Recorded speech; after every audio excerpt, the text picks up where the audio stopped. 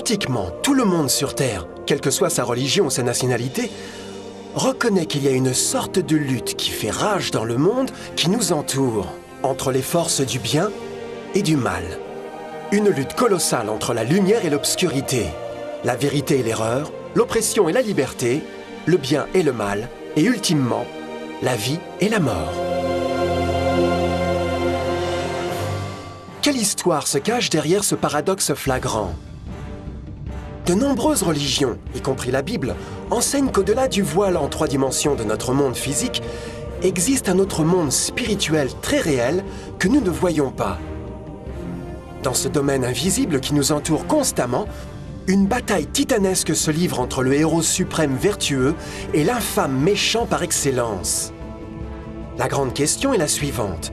Qui en sont les principaux protagonistes et où, quand et comment cette crise cosmique a-t-elle commencé? C'est le plus grand mystère de tous les temps et l'histoire vraie la plus incroyable qui ait jamais été racontée. Cette crise touche maintenant chaque personne sur Terre. Oui, chaque personne.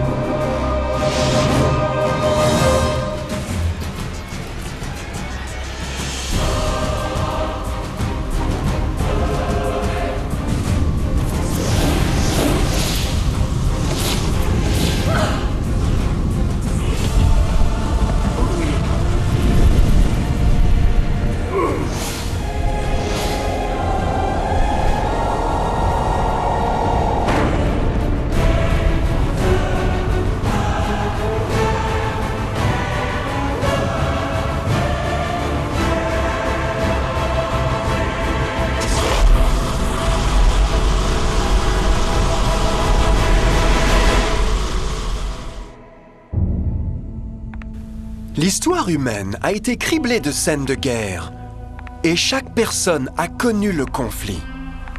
Mais pour comprendre l'origine du mal, nous devons remonter le temps, jusqu'à la toute première guerre de l'univers. Parce que cette bataille n'a pas eu lieu sur Terre. Avant même que notre monde ait existé, il y eut une guerre dans le ciel. Même les mots « la guerre dans le ciel » sonnent comme le paradoxe suprême. C'est presque inimaginable pour nous qu'il puisse y avoir une bataille et une lutte parmi les êtres parfaits de Dieu au paradis. Que pourrait être la cause de ce conflit céleste? Heureusement, un livre ancien appelé la Bible nous donne assez de détails afin que nous puissions établir un étonnant compte-rendu. Bien que tragique, c'est aussi une histoire d'amour incroyable qui s'étend à travers les âges, touchant personnellement vous et moi et chaque individu sur Terre. Notre histoire commence il y a bien longtemps dans le centre de l'univers, dans un lieu appelé le ciel, rempli d'êtres angéliques, enchantés de remplir la volonté de Dieu. Sous le juste et le bien-aimé gouvernement du Créateur, tout le ciel jouissait d'une existence de joie et de bonheur parfait. Le prince suprême du ciel et commandant des anges était le Tout-Puissant et le Fils aimé de Dieu. La plupart le connaissent de par le nom qu'il a pris quand il est venu sur terre, Jésus. Il ne faisait qu'un de but et d'esprit avec Dieu le Père. Le ciel, conformément à l'autorité compatissante du Père, du Fils et de l'Esprit, s'est avéré être un endroit de merveille, de paix et de joie. Pour mener à bien les ordres de Dieu, la Trinité était entourée d'un océan virtuel d'innombrables ministres d'esprit appelés les séraphins et les chérubins, ou plus communément connus en tant qu'anges. Ces créatures puissantes et intelligentes ont trouvé leur plus grande joie en faisant l'offre du Tout-Puissant. Mais Dieu a créé un ange extraordinaire pour servir de chef à l'entière foule céleste. La Bible nous dit que son nom était Lucifer, qui signifie porteur de lumière. Ce chérubin était le plus grand être créé par Dieu et a tenu la position la plus proche du trône de Dieu, directement sous Jésus dans l'autorité céleste. Le travail de Lucifer était de communiquer la lumière et la connaissance de la volonté de Dieu à tous les autres anges. Lucifer était l'être le plus splendide créé par Dieu. Il était extrêmement beau et doté de pouvoirs étonnants de direction et d'organisation. Parmi les anges, il était très admiré, respecté et aimé comme un ami. Pourtant, Dieu avait prévu la misère que Lucifer était sur le point d'introduire dans le royaume de la lumière. Plein de sagesse, parfait en beauté, couvert de toute espèce de pierres précieuses. Tu étais un chérubin protecteur, aux ailes déployées. Je t'avais placé, et tu étais sur la sainte montagne de Dieu. Tu marchais au milieu des pierres étincelantes. Tu as été intègre dans tes voies, depuis le jour où tu fus créé, jusqu'à celui où l'iniquité a été trouvée chez toi. Comme Lucifer a commencé à réfléchir sur sa propre beauté et son pouvoir, son cœur s'est peu à peu mis à changer.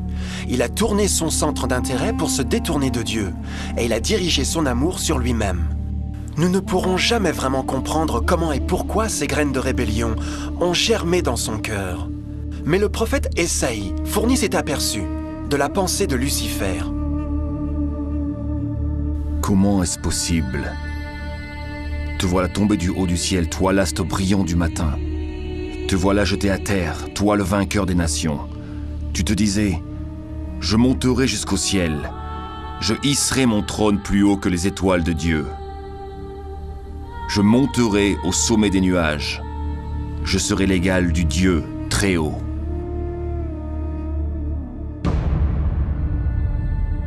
Lucifer a progressivement commencé à convoiter le pouvoir de Dieu, mais pas son caractère. Comme il a pensé à ses extraordinaires capacités et à sa beauté, les tentacules malignes de fierté et de vanité ont saisi son esprit. Ce ressentiment et jalousie l'ont finalement conduit à violer la loi sainte de Dieu et à se rebeller contre son gouvernement. Nous devons marquer une pause ici et éclaircir quelque chose. Au commencement, Dieu a décrété les lois de physique pour régir le monde matériel dans lequel nous vivons. Sans les lois naturelles de l'univers, ce serait le chaos. De la même manière, la loi morale de Dieu a toujours assuré la sécurité et la stabilité dans le cosmos. Certains croient que les 10 commandements n'ont pas existé, jusqu'à ce que le Seigneur les ait livrés à Moïse sur le mont du Sinaï. Mais l'Écriture nous enseigne que les principes de la loi de Dieu ont existé à travers l'éternité, car ils sont le fondement même de son royaume céleste d'amour. Toutes ces ordonnances sont véritables, affermies pour l'éternité, faites avec fidélité et droiture. Les 10 commandements sont un résumé du caractère d'amour de Dieu. Les 4 premiers commandements décrivent qui est Dieu, son pouvoir, son territoire et son autorité. Les 6 derniers décrivent à quoi ressemble Dieu, son honnêteté, sa pureté, sa fidélité. Toutes ces choses étaient toujours vraies et le seront toujours. Maintenant, pour la première fois dans l'histoire de l'éternité, Lucifer a commencé à violer ces principes parfaits. Lucifer savait que s'il devait jamais partager le pouvoir et le statut de Dieu, il aurait besoin d'appui. Donc il est allé travailler. Il a commencé de façon détournée à circuler parmi les autres anges, plantant des graines de doute et de mécontentement quant à la direction de Dieu. En même temps, il mettrait subtilement en évidence ses propres vertus. Il a insinué que Dieu abusait de son pouvoir divin et sa loi limitait la vraie liberté et le bonheur de ses créatures. Avec son raisonnement intelligent et ses pouvoirs incomparables d'influence, Lucifer a réussi à convaincre un grand nombre d'anges pour le rejoindre dans sa révolte.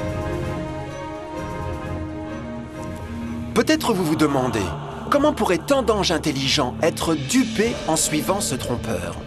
Bien, gardez à l'esprit jusqu'à ce point qu'aucun ange n'avait jamais entendu un mensonge. Et à ce stade précoce de la rébellion, les anges n'ont pas réalisé à quel point Lucifer serait obsédé à acquérir la position de Dieu. ils n'ont pas su qu'il daignerait par la suite à torturer et assassiner le propre Fils de Dieu sur la croix, dans une tentative pour s'emparer de son trône. Étrangement, Lucifer a pensé qu'il pourrait dissimuler sa véritable attention à Dieu. Malheur à ceux qui cachent leurs desseins pour les dérober à l'Éternel, qui font leurs œuvres dans les ténèbres et qui disent « Qui nous voit et qui nous connaît ?» Ne pensez pas pour un instant que la rébellion de Lucifer eût surpris Dieu ou l'eût frappé d'ignorance. Le Seigneur connaît toutes choses, y compris les pensées de ses créatures. Il a compris exactement ce qui se passait dans l'esprit de Lucifer. Et dans l'amour de la miséricorde, Dieu a mis en garde l'ange entêté de son danger. Mais enfin, la fierté et l'amour-propre ne permettaient pas à Lucifer de se repentir. Ainsi, il a choisi la rébellion ouverte contre Dieu, plutôt que l'humble obéissance. Certains se sont demandé, signifie-t-il que Dieu a créé un ange défectueux? Non, mais il a en effet créé un Lucifer avec la liberté de choix. Vous voyez, la liberté de choix est une chose merveilleuse, mais il porte avec cela un risque incroyable, y compris le risque de rébellion et la possibilité que l'amour de Dieu pourrait être rejeté. Vous voyez, l'amour réel ne peut pas venir d'une créature préprogrammée. Il ne peut pas être forcé. Il doit être volontairement donné. Par exemple, aussi mignon que ce petit chien de robot est, il pourrait jamais vraiment m'aimer. Je peux lui donner l'air de m'aimer, mais ce n'est que seulement la réalisation des instructions préprogrammées. Il n'a pas le choix. D'autre part, ce petit individu est vraiment heureux de me voir. Il a choisi de me donner son affection et compte tenu du temps, notre relation grandirait et se renforcerait. Comme je l'ai aimé, me suis soucié de lui. De la même manière, Dieu d'amour veut seulement l'amour véritable de ses créatures intelligentes. Et pour que cela arrive, ils doivent avoir le libre choix. La rébellion de Lucifer est la plus grande preuve qu'il y a vraiment eu cette liberté. Donc maintenant, la grande question était, comment Dieu répondrait à cette crise? Comment traiterait-il avec Lucifer et les millions d'anges qui se sont joints dans sa rébellion? Beaucoup se sont demandé pourquoi Dieu n'a pas immédiatement détruit le rebelle. Après tout, il pourrait facilement vaporiser Lucifer avec l'éclat de la foudre. Mais aurait-il vraiment résolu le problème? Non, au contraire. Cela aurait juste intensifié les doutes et les soupçons que Lucifer avait semés dans les esprits des anges. Souvenez-vous, Lucifer savait comme personne d'autre ne pouvait savoir le fonctionnement interne du gouvernement de Dieu. Sa destruction aurait été considérée comme faisant partie d'une couverture. Et la crainte de représailles, plutôt que l'amour, serait devenue la raison motivante de servir Dieu. Non, le Seigneur savait dans sa sagesse la meilleure façon de répondre à la crise était de permettre qu'elle suive son cours. Ce serait la seule façon d'assurer que le mal ne monterait jamais de nouveau. Laissez-les pousser ensemble jusqu'à la moisson. Et à ce moment-là, je dirai au moissonneur, enlevez d'abord la mauvaise herbe et liez-la en botte pour la brûler. Puis vous rentrerez le blé dans mon grenier. Dans la parabole du blé et de l'ivraie, Jésus illustre qu'une saison de grandir est nécessaire pour une plante pour révéler sa vraie nature. Dans sa compréhension infinie, Dieu savait que donner le temps au personnage réel de Lucifer serait de l'exposer, et les fruits amers de sa rébellion deviendraient évidents à tous. Jusqu'à présent, les citoyens de l'univers étaient peu familiers avec le péché et où il pouvait mener, mais cela changerait quand ils sont venus pour voir par eux-mêmes son épouvantable nature autodestructive. À la fin, la sagesse et l'amour du gouvernement de Dieu seraient maintenus pour toujours, et l'univers serait en sûreté. Comme Lucifer et ses partisans ont apporté leur rébellion au premier rang, le Seigneur savait qu'il n'y aurait pas de paix si l'on permettait de rester dans le ciel. Une ligne doit être tracée, mesure prise et les rebelles expulsés. Mais Lucifer et ses partisans ne partiraient jamais volontairement ou paisiblement. L'étape suivante était la guerre. Alors une bataille s'engagea dans le ciel. Michel et ses anges combattirent le dragon, et celui-ci se battit contre eux avec ses anges. Mais le dragon fut vaincu, et ses anges et lui n'eurent plus la possibilité de rester dans le ciel. L'énorme dragon fut jeté dehors.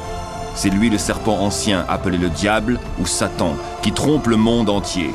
Il fut jeté sur la terre, et ses anges furent jetés avec lui.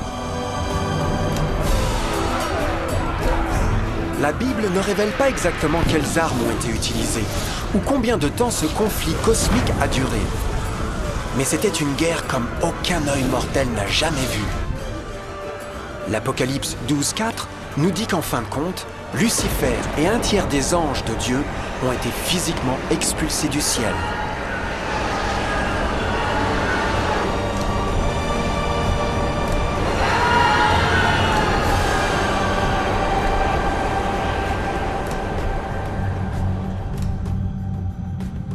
Mais que se passera-t-il ensuite ? Lucifer avait maintenant des milliers d'anges de son côté, mais il avait besoin d'une plateforme d'action pour continuer sa révolte. Bientôt, bien trop tôt, l'univers commencerait à comprendre comment pénibles et coûteux les salaires du péché pourraient être. Car la guerre n'était pas finie, elle venait de commencer.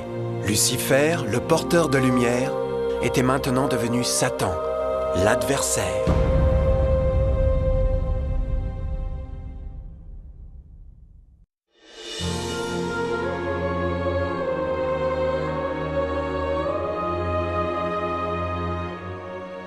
Après la guerre dans le ciel, Satan et ses anges déchus ont été bannis des cours de gloire.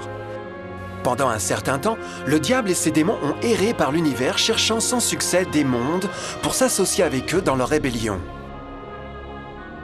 Pendant ce temps-là, le cœur de Dieu eut profondément senti le vide créé par la perte de Lucifer et ses anges.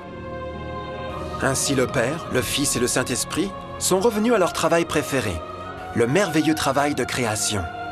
Ils ont décidé de faire un nouveau monde rempli d'une myriade de créatures étonnantes et diverses à aimer. Ce nouveau monde serait unique parce que les créatures principales seraient faites en la propre image de Dieu. Pour eux, le Seigneur donnerait aussi la dominion de cette nouvelle planète que nous connaissons maintenant comme la Terre.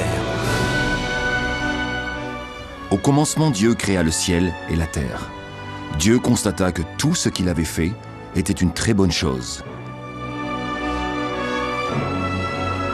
Quelle vue impressionnante à contempler! Dieu formant un tout nouveau monde, notre planète, la Terre. Et avec chaque merveilleux jour de la semaine de création, quelque chose de nouveau et spectaculaire surgit brusquement de la scène. Par exemple, au 3e jour, Dieu a parlé et la belle végétation abondante jaillit dans l'existence. Les plantes de toutes les couleurs, de formes et de tailles. Le 5e jour, le monde a été rempli d'éblouissantes créatures exotiques qui pouvaient ou monter à travers le ciel ou naviguer librement par les eaux bleues.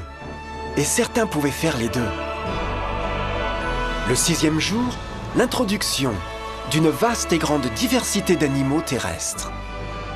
De l'éléphant géant au tamia minuscule, chacun trouvèrent une maison sur la nouvelle planète et un endroit pour vivre en harmonie avec le reste de la création. Et ainsi, le 6e jour, Dieu créa l'homme. Dieu dit enfin, « Faisons les êtres humains qu'ils soient comme une image de nous. » Le Seigneur Dieu prit de la poussière du sol et en façonna un être humain. Puis il lui insuffla dans les narines le souffle de vie, et cet être humain devint vivant. Ensuite le Seigneur Dieu planta un jardin au pays d'Éden, là-bas, vers l'est, pour y mettre l'être humain qu'il avait façonné.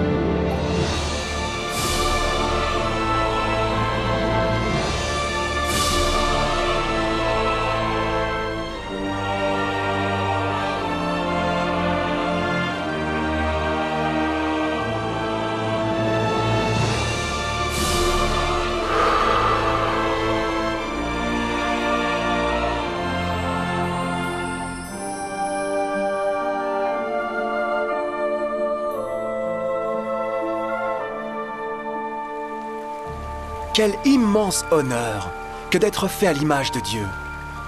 Être un individu libre, penseur, autonome. Au début, l'homme n'était pas conscient de sa nudité. C'était probablement parce qu'avant de pécher, il était vêtu de gloire et de lumière.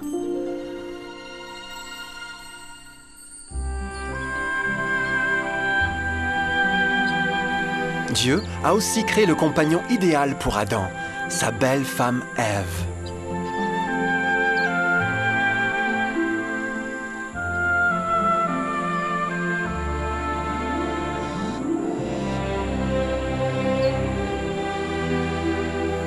La paire joyeuse a été placée dans un jardin magnifique, parfaitement conçu pour augmenter leur bonheur. Pour Adam et Ève et les autres créatures de la terre, ce fut aussi un privilège divin donné de procréer à leur propre image. C'était l'intention de Dieu que le genre humain conserverait la dominion sur ce paradis parfait, pour toujours. Éternellement heureux et en bonne santé, il travaillerait avec la flore du jardin de Dieu, tout en appréciant l'affection et la compagnie de toutes les créatures sous leurs soins. L'environnement que nos premiers parents ont connu se distinguait énormément du monde d'aujourd'hui. Les roses n'avaient aucune épine, les insectes ne mordaient ou piquaient, et les lions et les agneaux gambaderaient doucement ensemble. Mais la plus grande bénédiction fut que les gens vécurent en harmonie parfaite avec leur Créateur. Chaque 7e jour, Adam et Ève se reposeraient de leur travail agréable et tiendraient l'ouverte communion bienheureuse avec la visite de leur Créateur. C'était un splendide, merveilleux monde. Et cet état heureux aurait continué par l'éternité si seulement nos premiers parents avaient témoigné leur fidélité par un simple test. Mais tu ne mangeras pas de l'arbre de la connaissance du bien et du mal, car le jour où tu en mangeras, tu mourras. Parce que l'adversaire a contaminé l'univers avec sa rébellion, le Seigneur a vu la nécessité d'un test simple d'amour et de fidélité.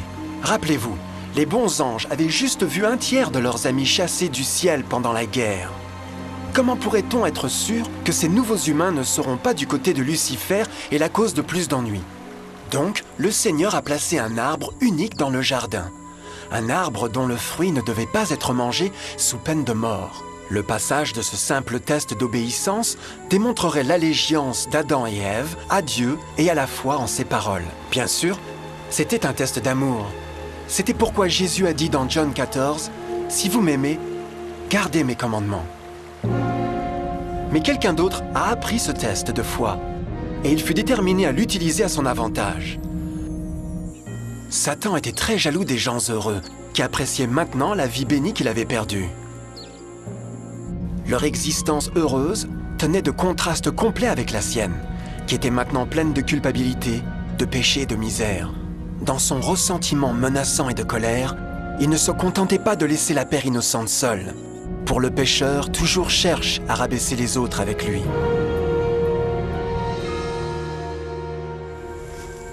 Et alors un jour, comme Ève s'engagea dans son travail agréable, elle se trouva seule et dangereusement près de l'arbre défendu. C'est là que Satan a vu son occasion. En utilisant un serpent d'hypnose comme son moyen, l'ange déchu a appelé Ève de l'arbre et a pensé à s'engager avec elle dans la conversation.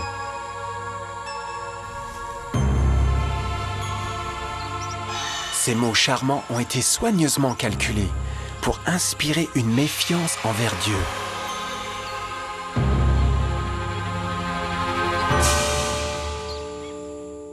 Alors le serpent dit à la femme, « Vous ne mourrez point, mais Dieu sait que le jour où vous en mangerez, vos yeux s'ouvriront, et que vous serez comme des dieux, connaissant le bien et le mal. » La femme vit que l'arbre était bon à manger et agréable à la vue, et qu'il était précieux pour ouvrir l'intelligence.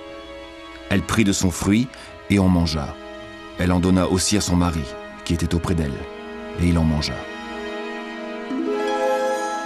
Tragiquement, comme Ève écouta la douce voix soyeuse du tentateur, elle commença à avoir des doutes sur la parole de Dieu. Le serpent l'avait séduite avec la promesse de renforcer le pouvoir et la sagesse. Elle l'a trouvé séduisant. Après tout, le fruit avait apparemment donné au serpent la capacité de parler. Quels autres pouvoirs pourrait-il lui donner? Et alors, bien qu'elle venait juste de rencontrer le serpent, elle eut confiance en ses paroles au-dessus de Dieu, qui l'avait créé et lui avait fourni sa maison au paradis. Donc, Ève a mangé le fruit interdit. Et peu après, a persuadé son mari pour en faire de même. Adam aurait pu choisir de rester loyal envers Dieu, mais il a mis son amour pour sa femme au-dessus de son amour pour Dieu. Comme nos premiers parents ont donné leur allégeance à l'ennemi, la dominion de la terre a été revendiquée par Satan. Vous le savez bien. Si vous vous mettez au service de quelqu'un pour lui obéir, vous devenez les esclaves du maître auquel vous obéissez. Personne ne peut servir deux maîtres.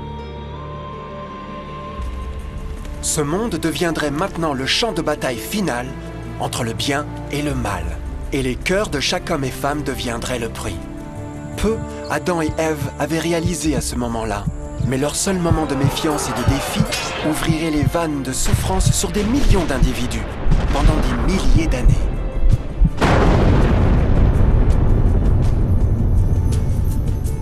C'est pourquoi, comme par un seul homme, le péché est entré dans le monde. Et par le péché, la mort. Et qu'ainsi la mort s'est étendue sur tous les hommes, parce que tous ont péché. Nos premiers parents ont bientôt commencé à faire face aux terribles résultats de leur péché.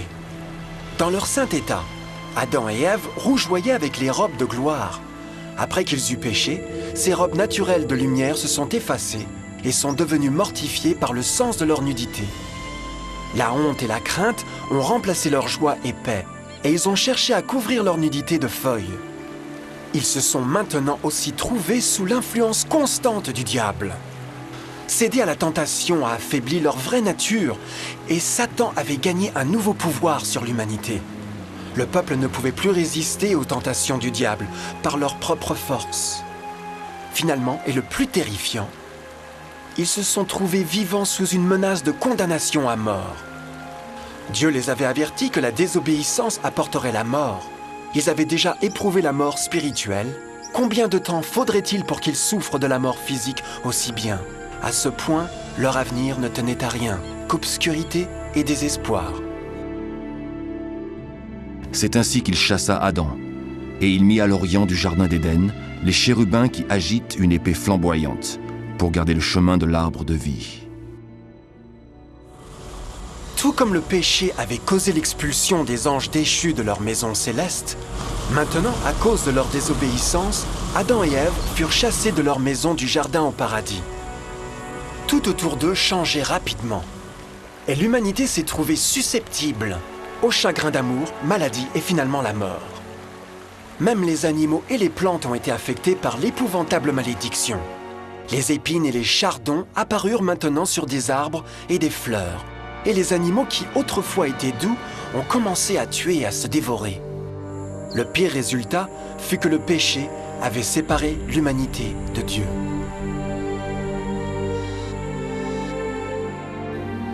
Mais ce sont vos crimes qui mettent une séparation entre vous et votre Dieu. Ce sont vos péchés qui vous cachent sa face et l'empêchent de vous écouter. À la création, à Adam et Ève ont été donnés l'honneur de converser avec les anges, et même Dieu le Fils, face à face. Mais Dieu est si parfaitement pur et saint, qu'aucun mal ne peut exister en sa présence.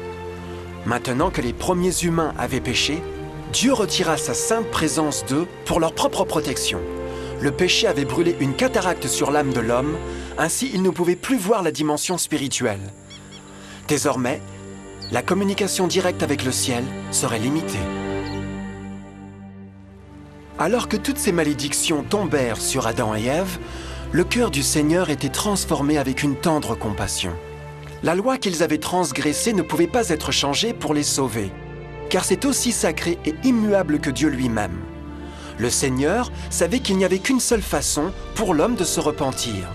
Ainsi, un plan a été révélé, né du même cœur de Dieu, un plan pour sauver l'homme de son rendez-vous avec la mort éternelle et rétablir tout ce qu'il avait perdu par le péché. Ce serait un effort étonnant dans sa profondeur, portée et puissance. Mais ce plan impliquerait aussi un énorme sacrifice.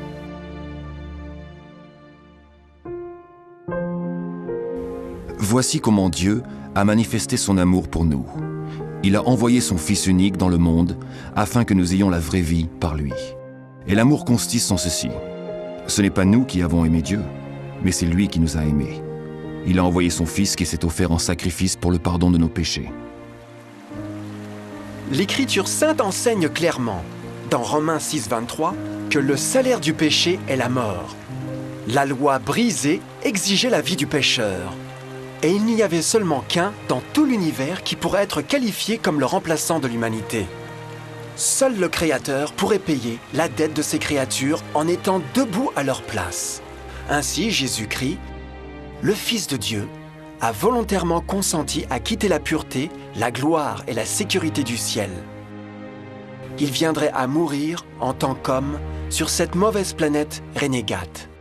Il serait né comme un bébé innocent sans défense, supporterait une vie de douleur et de honte, néanmoins aurait une vie parfaite et victorieuse.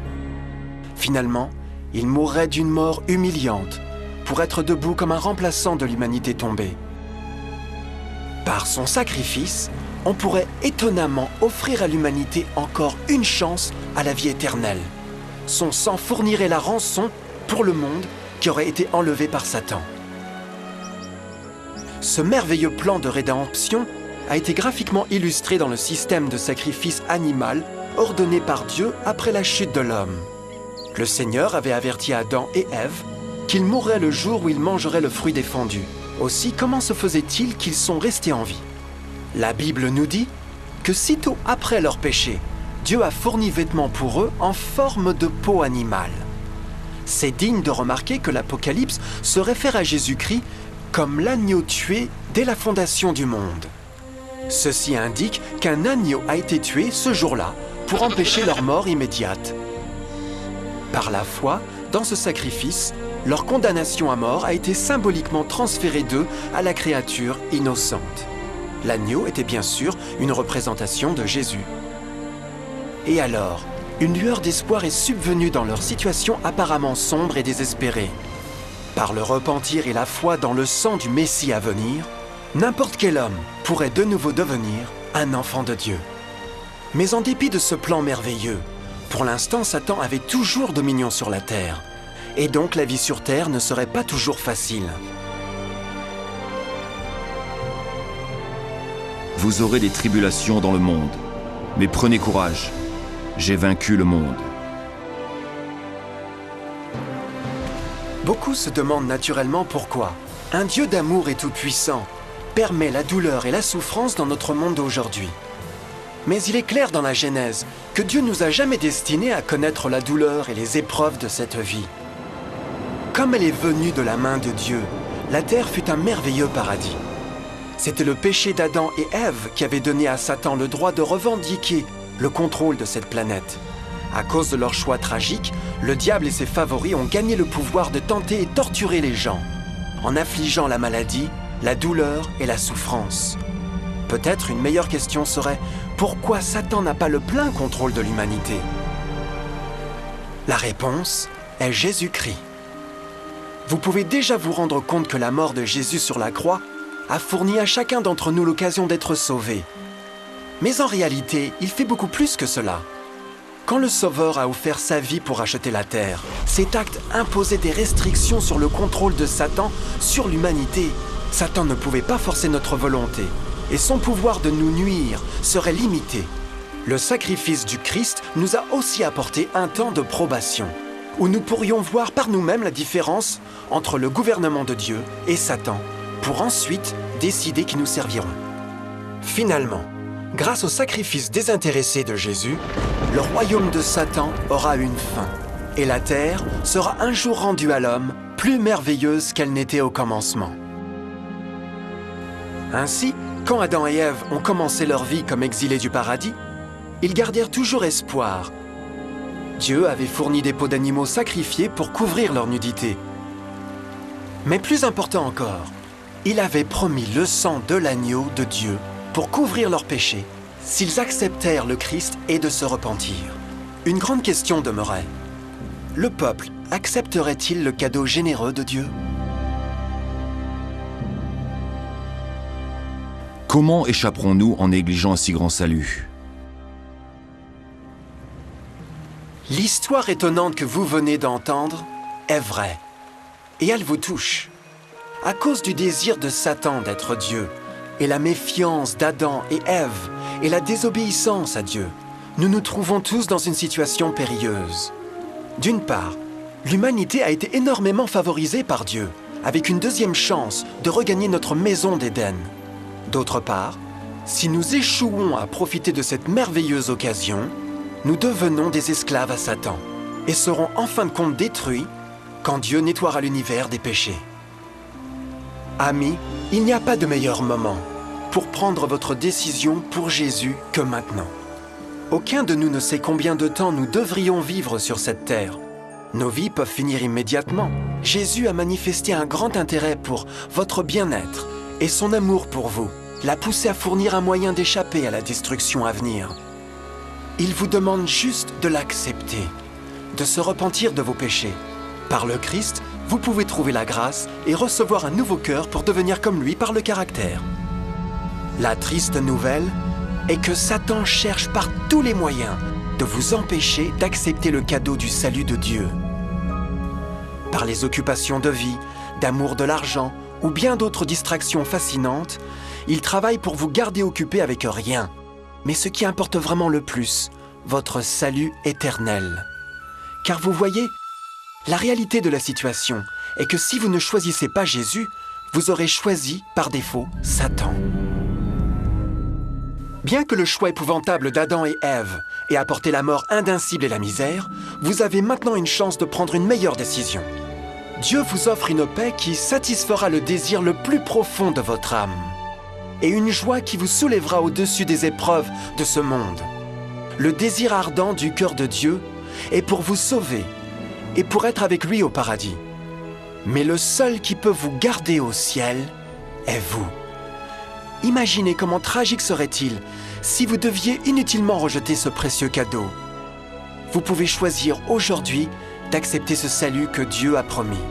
En fait, à ce moment même, vous pouvez accepter la vie éternelle par Jésus-Christ. Puis-je vous inviter à me rejoindre maintenant dans une prière simple, acceptant sa merveilleuse offre? S'il vous plaît, répétez après moi. Cher Père Céleste, je viens à vous maintenant et demande humblement votre pardon.